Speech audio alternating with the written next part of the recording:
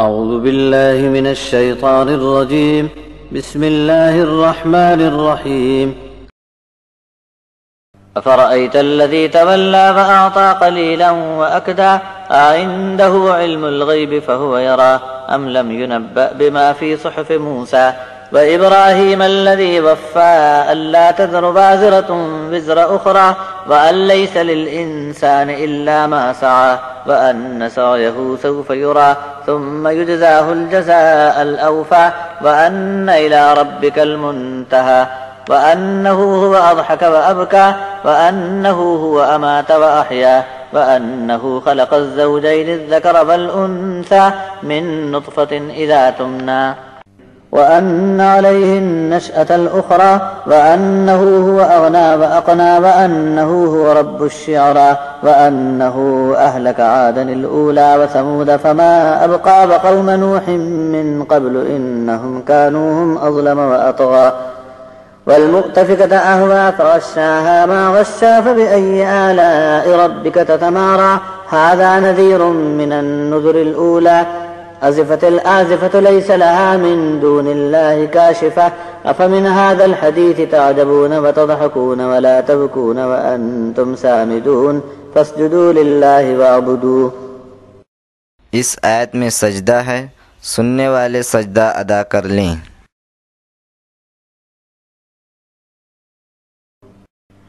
جس نے منہ پھیرا ذرا تم بھی اس کا حال دیکھ لو. کچھ تھوڑا سا دیا اور ہاتھ روک لیا. کیا اس کے پاس غیب کا علم ہے کہ دیکھ رہا ہے؟ کیا موسیٰ کے صحیفوں میں جو خبر تھی اس کو نہیں پہنچی؟ اور ابراہیم جو ہمارا وفادار تھا اس کی تعلیم بھی نہیں معلوم ہو سکی؟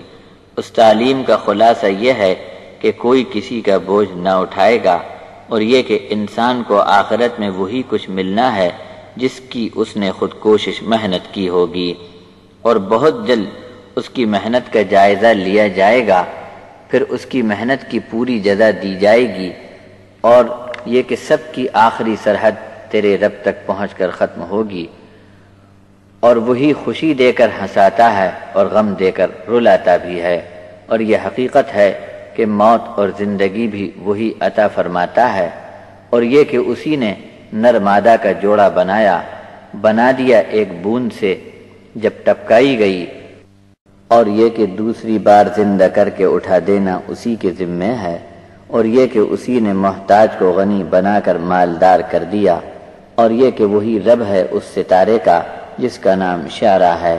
یقینی بات ہے کہ اس نے اگلے عاد والوں کو تباہ کیا اور سمود کو تباہ کر دیا کہ اس قوم کا کوئی باقی نہ رہا، اور ان کے پہلے نوح کی قوم کو بھی ڈبا کر مار ڈالا.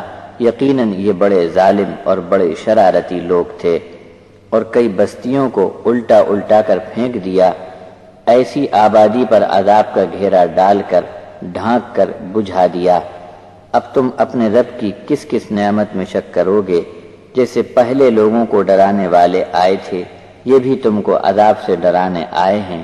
آنے والی بہت نزدیک آ پہنچی ہے.